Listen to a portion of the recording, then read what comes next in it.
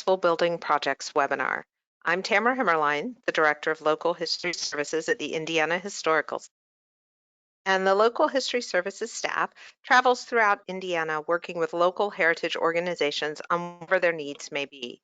We provide training through consultations, site visits, workshops, and 2 online e-newsletters, Communicate Online and Collections Advisor. If you're interested in learning more about Indiana Historical Society or what Local History Services does in the state of Indiana, you can click on the link at the end of the webinar. It's at indianahistory.org/LHS. Before we get started, I want to review a few housekeeping items and let you know how you can participate in today's session. You should see your attendee dashboard on your computer desktop in the upper right corner. You've joined today's webinar listening through your computer's speaker system by default. If you'd like to call in using the phone, just locate your audio pane and select Use Telephone. The dial-in information and access code will then be displayed. You also have the ability to ask questions using your questions pane. Simply type in your question and click send. We'll do a Q&A session at the end of the webinar, but I'll also monitor questions as they come in. We do want to let you know that you'll receive a follow-up email that will contain 2 links, one to access the recorded webinar, complete a participant survey. Thank you in advance for completing the survey. We use it for our evaluation. Are there any questions at this time?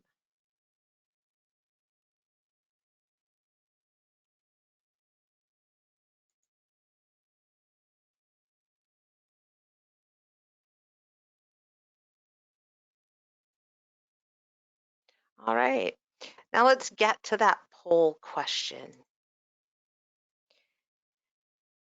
We're curious about how many people are watching the webinar on site with you. So if you could let us know, that would be great.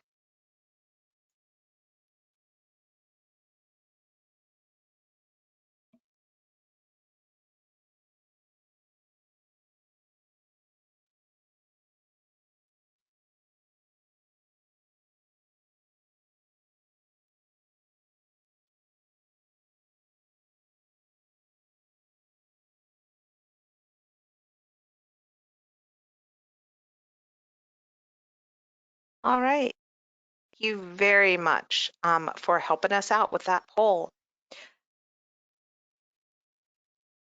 Before we get started, I want to thank everyone for joining the Building Project webinar. I realize that planning and implementing building projects can feel overwhelming, but today I'm going to try and break the process down and hopefully make embarking on a building project a little less stressful.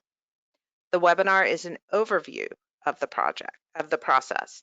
We'll take a look at some of the federal, state, and local guidelines you'll need to be aware of, identify the phases of planning building projects, talk about how to work with, and address some operational issues you'll need to consider as you move forward with your project. Keep in mind that each project is unique with its own challenges. You'll need to adapt your process to your project and learn more about resources in your area. The first question you need to ask is, are we ready for a building project? If the answer is yes, then ask, what are the expected outcomes? Think about why you're taking on the building project and what a successful building project will allow your organization to do. You'll be making a lot of decisions, and they should be driven by what you hope to achieve.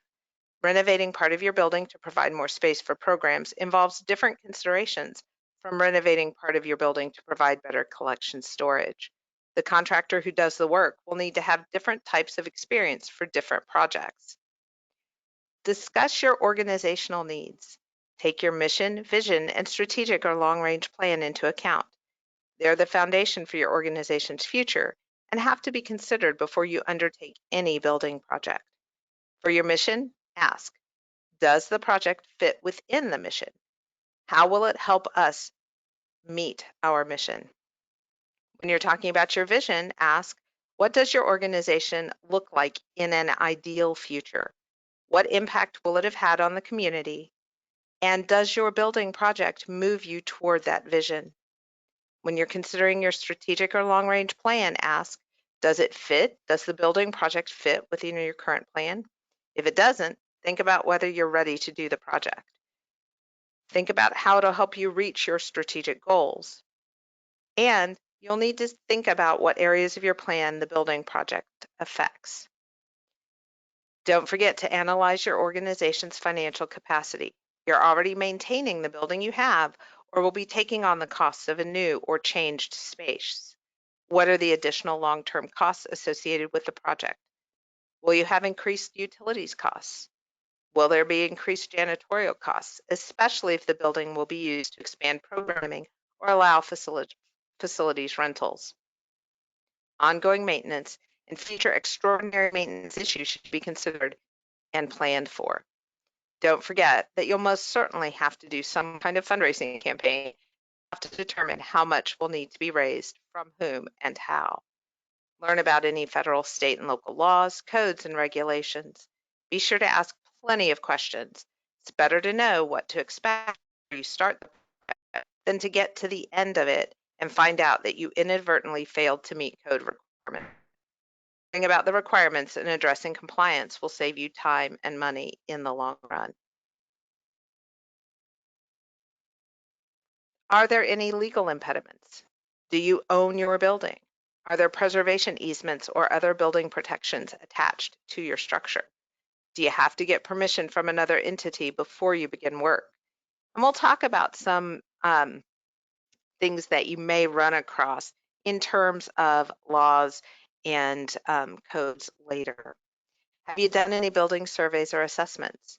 Be sure to gather any building documentation you have going back to the beginning of your building. Older documents and assessments will prove invaluable information about changes to your building over time. Become familiar with building preservation standards and best practices. If you're not already familiar with them, seek resources for guidance and training. In the Local History Services Department, we found that logic models are a really good planning tool. You can find lots of examples online. Make sure to choose one that works for you and your project and adapt it.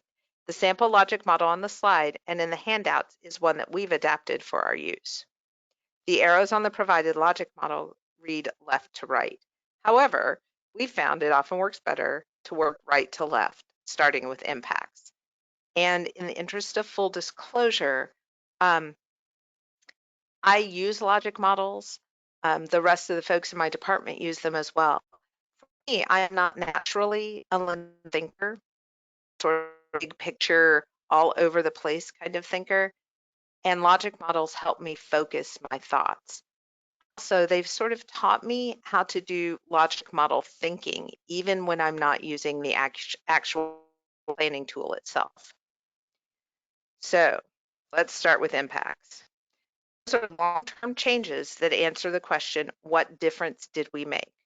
For a building project, think in terms of how the project will help your organization reach its vision and how that will benefit the communities you serve. Thinking about impacts helps you to think externally. It helps you to think beyond your walls. Then you move to outcomes. Those are shorter term changes that answer the question, what effect did we have? Outcome for a building project might be that you're better able to care for collections because you have adequate storage space. That means you'll be able to access your objects more efficiently for exhibits and programs and will be better able to connect your community with its history using your collections. Outputs are the physical things that show you're done. The question to answer here is, what did we do? That for a collection storage related building project may be climate control space with adequate shelving to house all of your boxes. It's good to note that outputs for one phase of your plan or your project may actually become inputs for other phases. Action steps are the tasks you'll undertake to reach your goals. For example, you may need to identify a room in your current building that can be renovated to be used for collection storage. Then you'll need to determine what changes need to be made to the room and how those changes will be made. Next, you'll have to figure out who's going to do the work. You're going to fill in those action steps as you go along. And that will give you, that will allow you to take a look at those and organize your thinking and work on phasing and prioritizing your project. Inputs or resources are things that you'll need from action steps. People, time, money, materials, building surveys, assessments and studies, any of those types of things that you'll need to successfully complete your plan. Impacts and outcomes are the big picture. Those are the broader things. That's the broader thinking that you'll use. Inputs and action steps are the detail that lets you get and complete those big picture goals that are your outcomes and impacts. In the logic model explanation, I referenced surveys, assessments, and studies as inputs. There are reports and studies you can commission that'll guide your project planning and implementation. Use the reports to help you break down the project into logical phases. The information may aid you when you're looking for funding, as funders often view the studies and reports as a real effort on your part to plan ahead and use expert advice for the project. They show you know what you're doing and you have your ducks in a row. They can also help you formulate your scope of work and request for proposals as you look for contractors. Remember to look for anything that's been done in the past. The more information you have about the history of your building, the better. Take a look at the slide and you'll see various examples of things that you might find.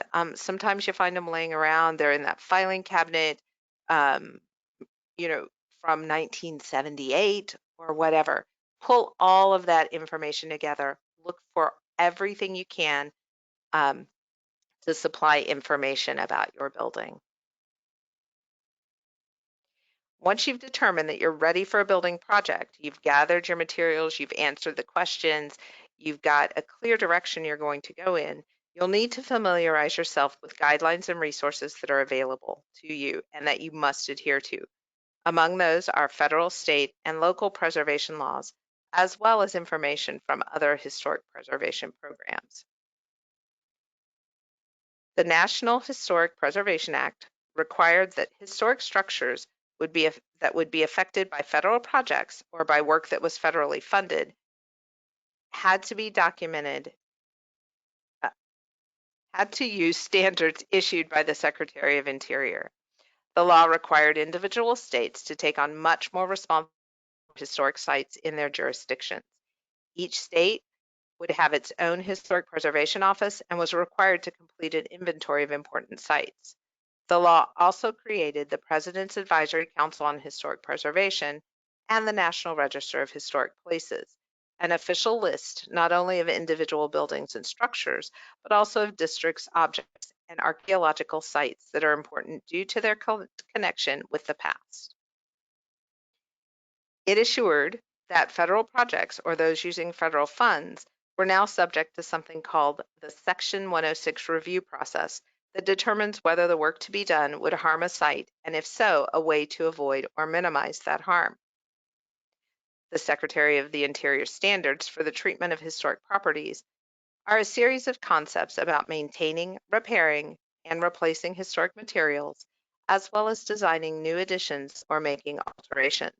The guidelines offer general design and technical recommendations to assist in applying the standards to a specific property. They provide a framework and guidance for decision-making about work or changes to a historic property. The Americans with Disabilities Act is designed to provide the greatest number of individuals. There are several levels to the Act, and degrees of required compliance vary.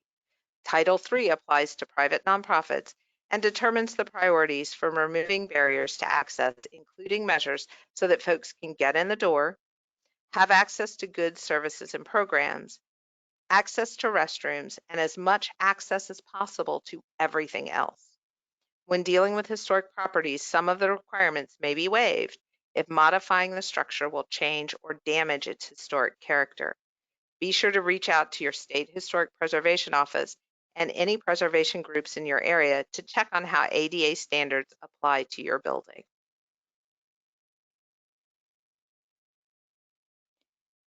You'll also want to check out um, historic preservation laws and standards and guidelines in your state. State historic preservation laws authorize state review of government actions, local ordinances, and easement grants. They vary from state to state, and you'll need to check on the laws that affect your community.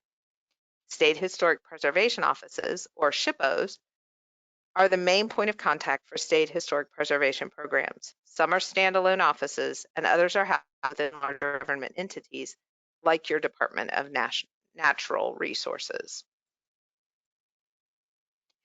Be sure to get in contact with your local government entity officials about how local historic preservation laws affect your building.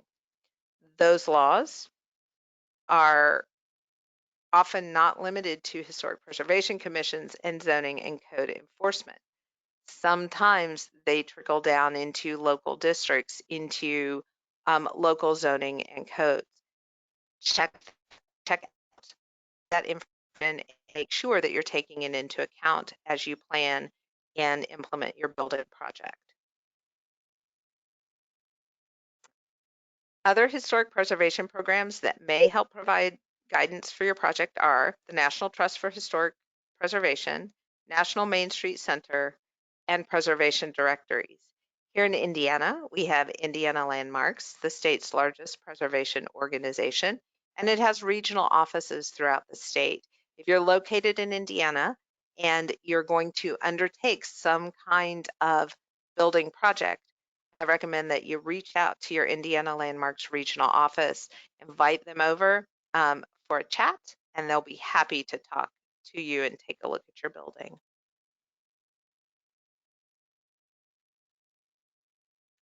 Before you begin your project, you'll need to create a plan. Hopefully, the following steps will help you with some details to that project plan. Determine your needs. Use your strategic or long-range plan and work through a logic model or some other planning tool to help focus your discussions.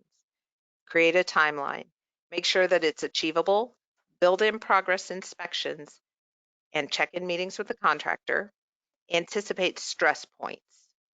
Give yourself time if there are unexpected issues or problems that arise, whether they are scheduling issues, or unexpected building issues. And I will tell you from experience, there will be issues. You'll use every bit of that time you set aside for those unexpected hitches in the project. Develop an operations plan that will guide your daily operations during the project. Address any changes to daily work, staff tasks and responsibilities, collections care, and protection of your objects and individuals while the work is ongoing. Make sure to take into account changes in access to areas in the building, as well as access to the building itself. Write and distribute a scope of work and requests for proposals. When you create that scope of work and that request for proposals, don't be mushy. Give detail. Use any studies or reports that you have to develop those documents. Make sure you include any requirements and expectations you have and the project timeline. Give the folks who are going to be receiving that request for proposals as much information as you can so that you get proposals that are really helpful and that you can use when you're determining who the project personnel are going to be. Review those proposals and bids. Try to compare apples to apples, although this is difficult because the folks you're considering hiring will have different ideas and methods. Schedule meetings to ask questions and talk to the contractors before you make your final decision. At these meetings, make it clear any requirements or expectations you have, especially if you're dealing with a historic building and you're going to need those contractors to be aware of and address preservation needs.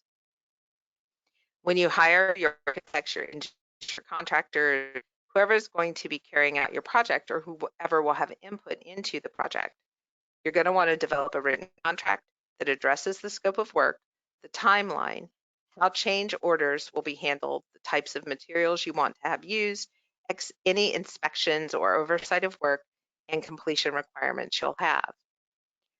Work out the project details with project personnel. Really drill down and ask lots of questions. Create a plan that will provide as much guidance as possible. When you create your operations plan, the one that will help you out during your project, make sure that you have in place mechanisms for revising the operations plan if necessary. Remember, it's not going to be set in stone. Those hitches that come up will have to be dealt with, and they may affect your daily operations.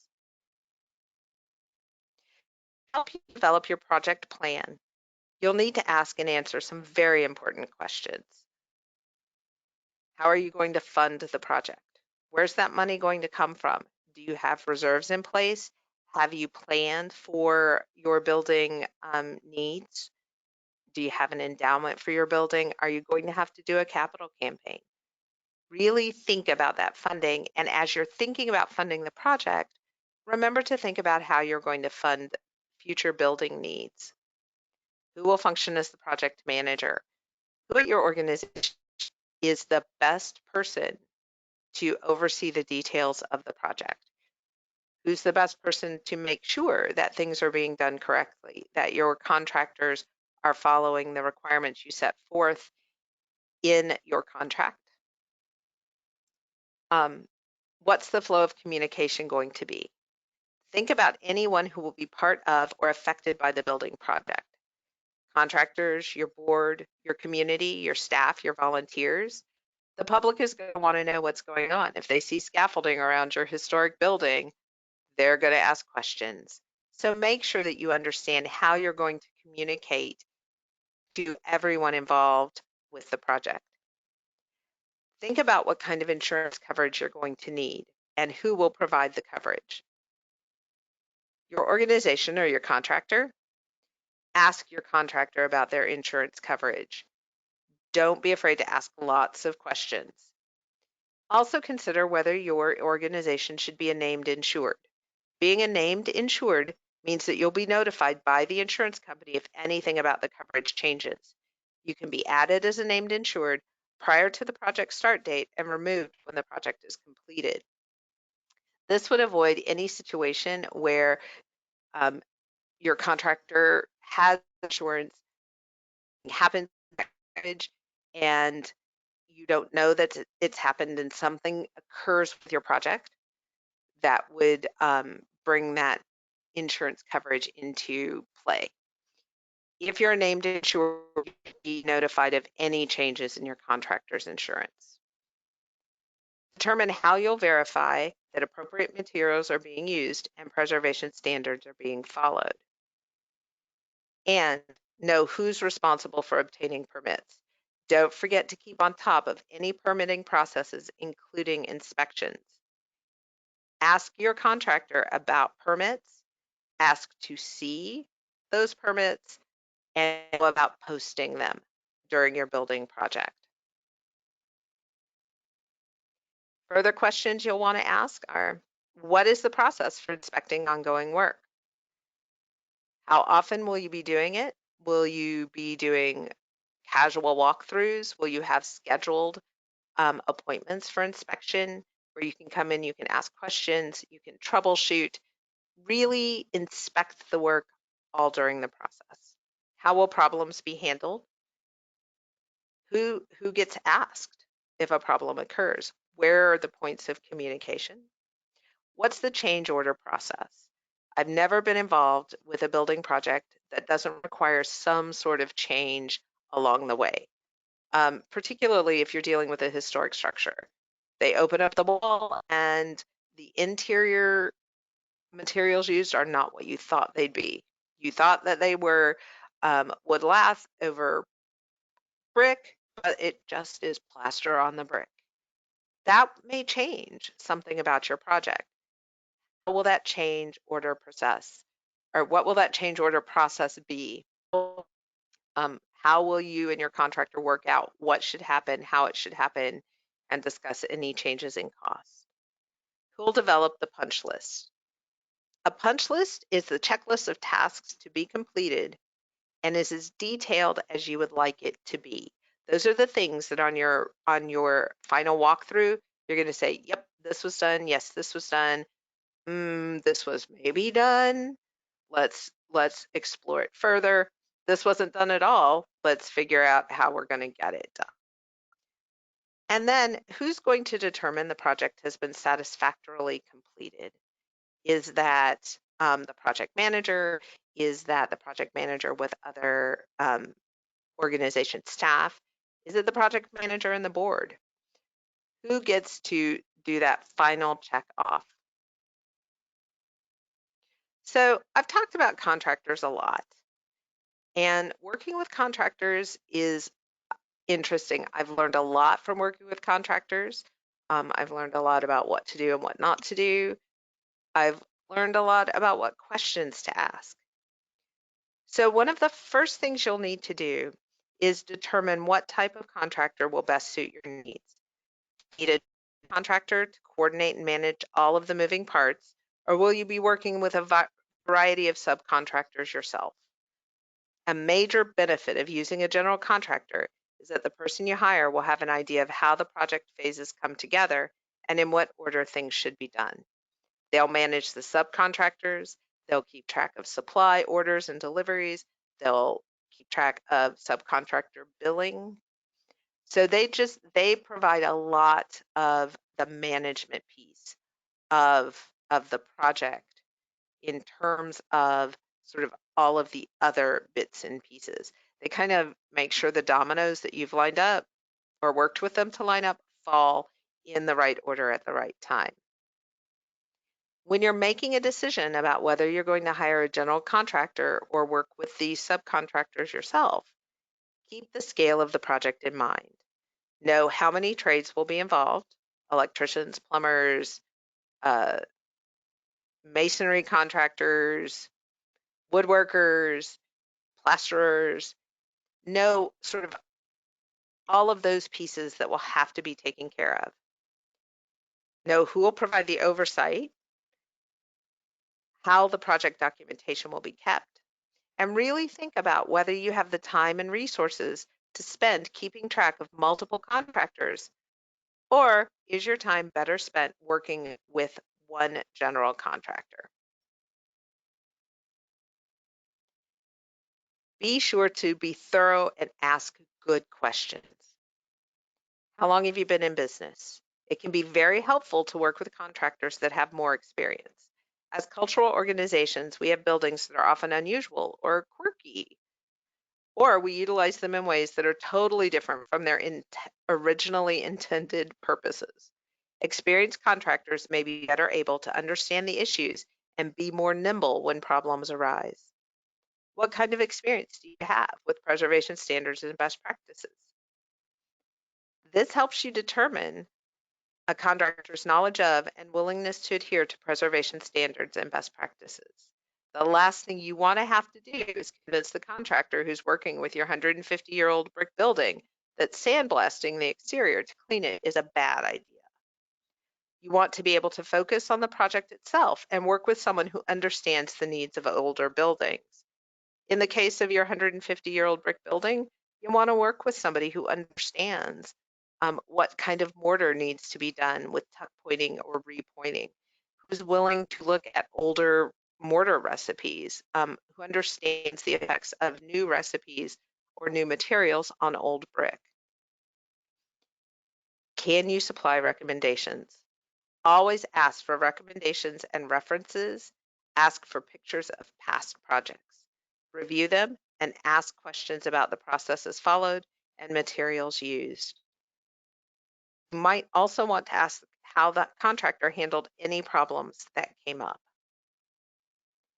What are your sources for project materials? This question is important if your organization is invested in staying local and/or being as green as possible. Let your contractor know about your sourcing preferences and requirements and work with them as much as possible if their sourcing preferences are different from yours. Decide what you're going to insist on. How will debris removal be handled? And what's the estimated cost? Debris just doesn't go away on its own, and there will be a mess. Count on it and plan for it.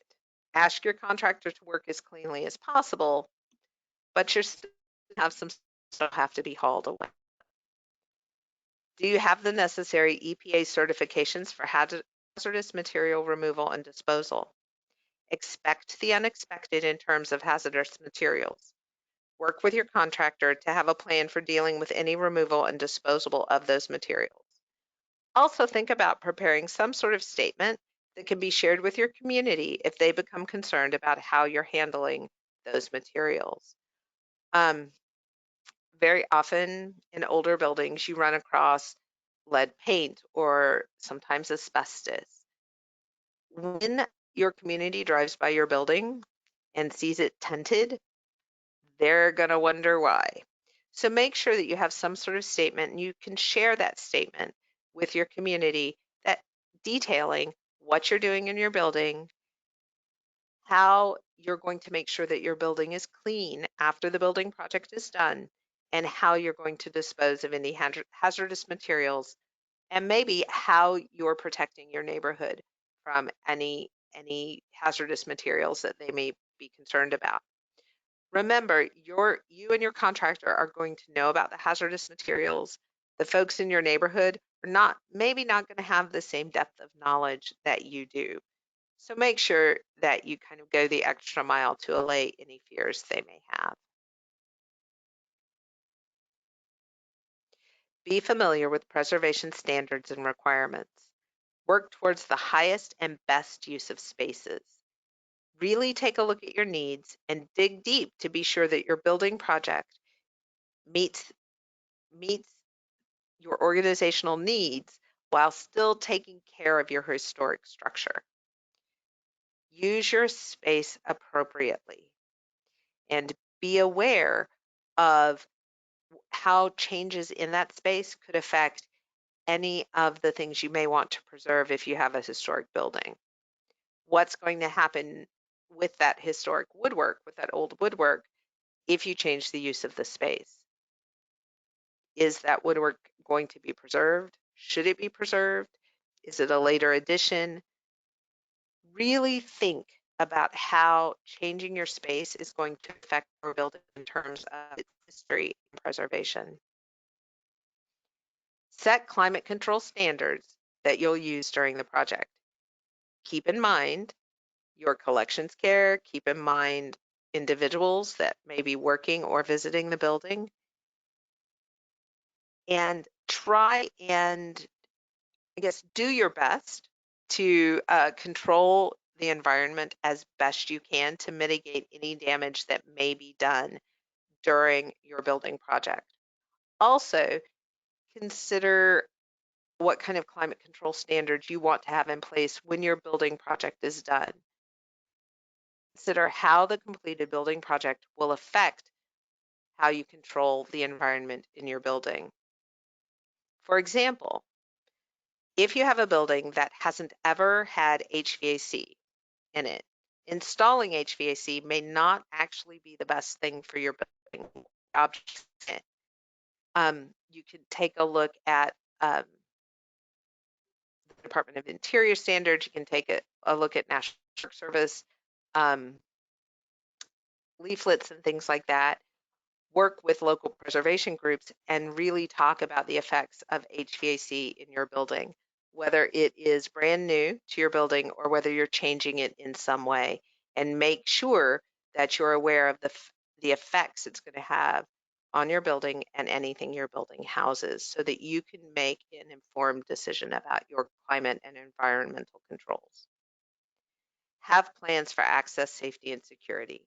You'll have to develop strategies for changing conditions and put rules in place to protect your building, personnel, and objects.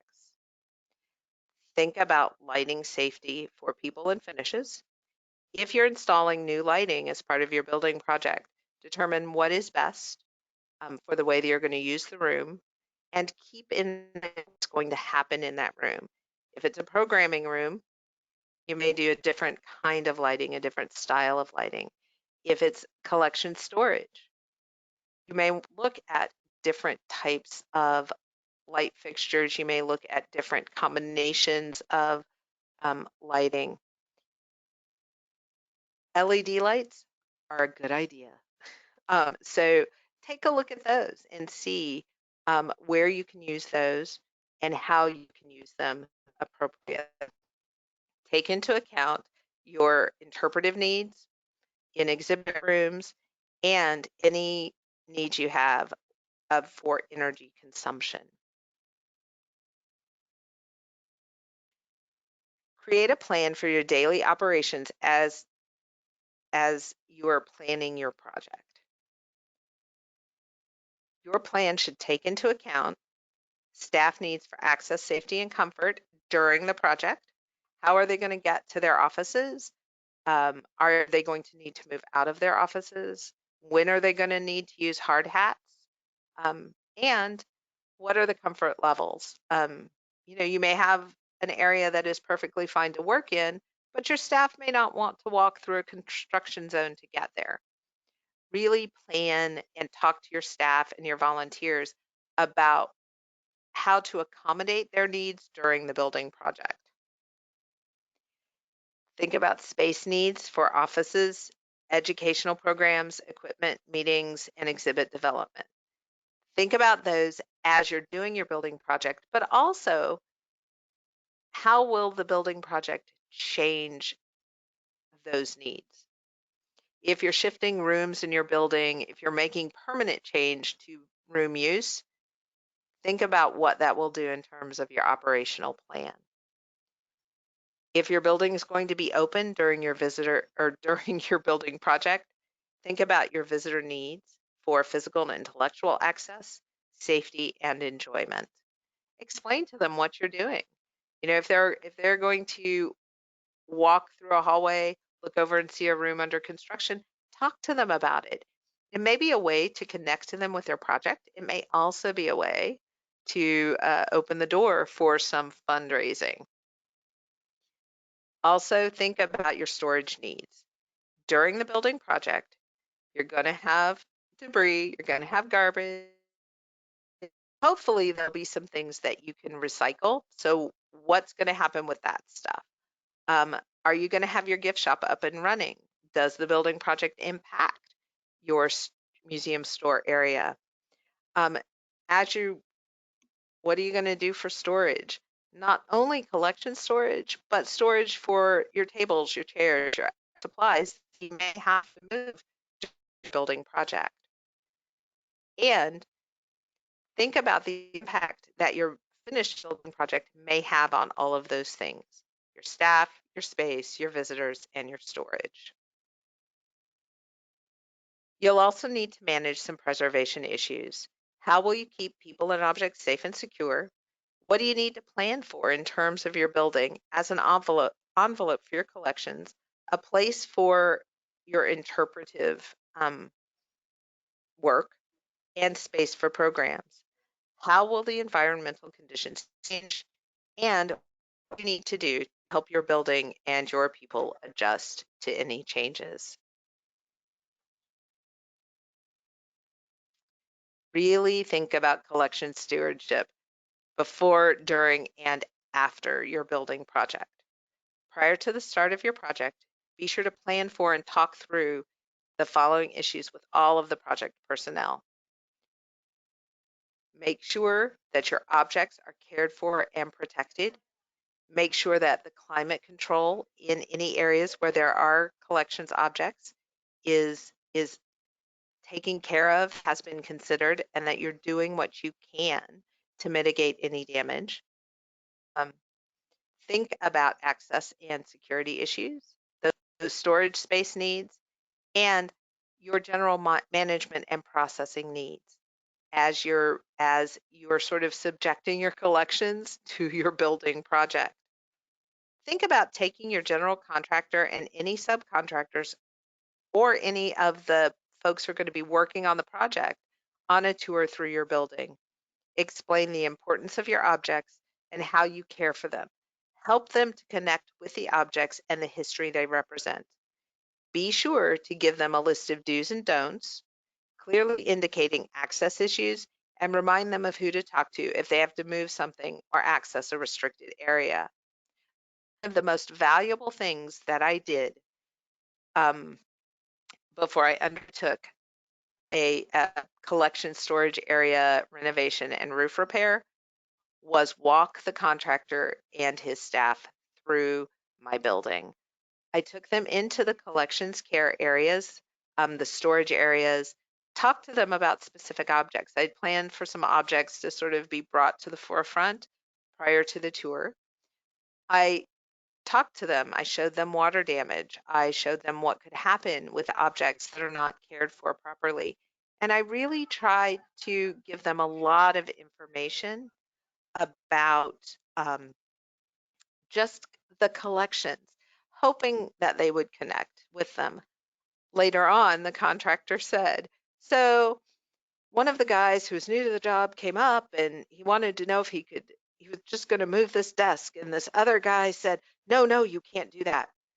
We have to get with Tamara. We can't just move things. So, that was a good result from that tour. Make sure that you keep your eye on the paperwork. Before, during, and after your project, gather any and all documents pertaining to your building and changes due to the building project, including any documents that were created um, because of the building project or because of the results of the building project. Be sure to gather any drawings and plans, including any drafts of those drawings and plans, along with the final ones. They could really be helpful um, when you're explaining kind of what the thinking and decision-making processes were. You may need to create a new maintenance plan, and there's actually an example maintenance plan included in the handouts. You may need to have different repair plans than you had before. If your building project includes new equipment or changes in how equipment is used in the space, really have those repair plans in place. What do we do if this happens? Who do we call if this happens?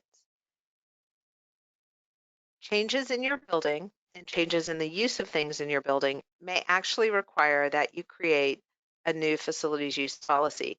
If you've always provided rental space, that rental space may change. Access to that rental space may change. Or changes in environmental controls may require you to make changes in facility use. Keep that in mind and revise your policy accordingly. Also, make sure that you have written standards and policies that address the preservation of your building if it's a historic building. Explain what materials were used originally. If you had to change those materials, explain why. And really take into consideration all of the parts and pieces of your historic building. Use those preservation standards and policies to guide future building decision making. You may, in the course of your building project, discover new things about your building. And those things may actually trigger additional information or revision of your preservation standards and policies. If you don't have them now, doing them along with a building project is a great opportunity. Go ahead and just start working on them and get them in place. And then keep that paperwork all together in one place. If you have worked in an older building or with an older organization, you know that our physical paperwork gets spread out all over the place. If those documents are kept electronically, those files may be all over the place with different naming conventions and things like that.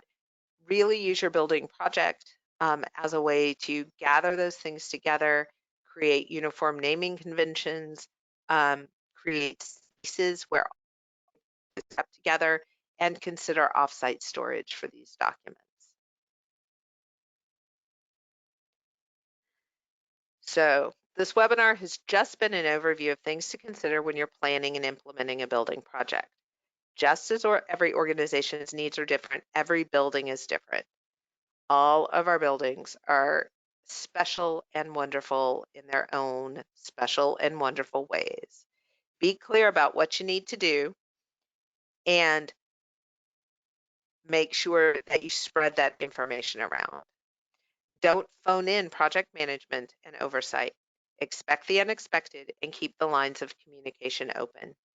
Finally, remember knowing the applicable laws, standards, and best practices, taking time to think through your project and develop a good plan, and getting the right information and people in place are the best ways to ensure that your building project is successful. I have a couple of slides here that are the federal and state resources for preservation law standards and guidelines, and then another one that is local and other programs. The resources are also on a handout that's provided with this webinar.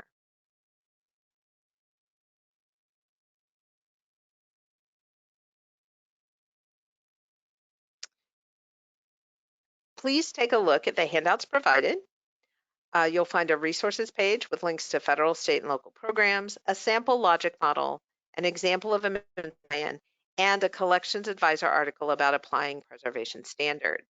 And you can apply or subscribe to Collections Advisor. Just send me an email at themmerline@indianahistory.org and we'll get you subscribed to that. It's a monthly email, comes out the first day of each month, and addresses a wide variety of collection stewardship issues, including what to do with your buildings. So, are there any questions at this point?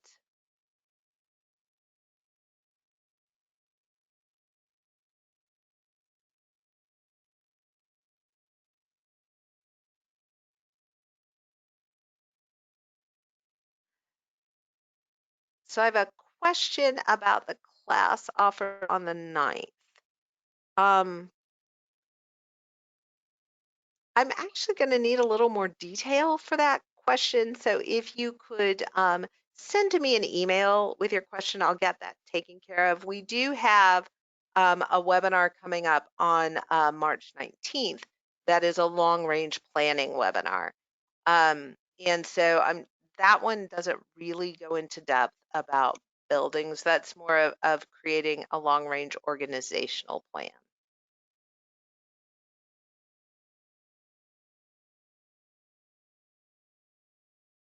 Are there any other questions?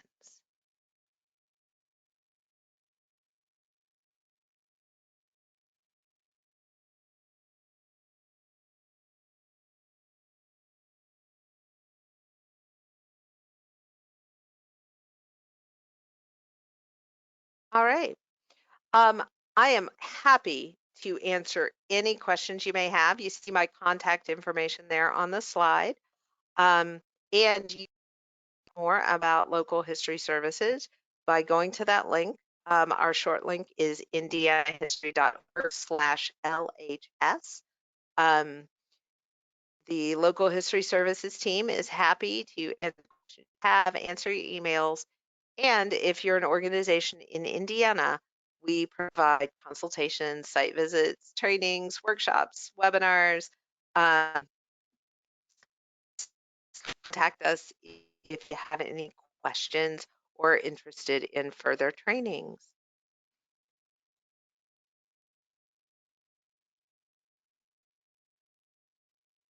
All right.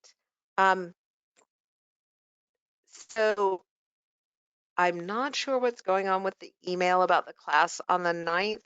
I will check into that and see what's going on. And I apologize for any confusion. All right. And I will address that in the emails that you get with the links to the recording and the survey. Right.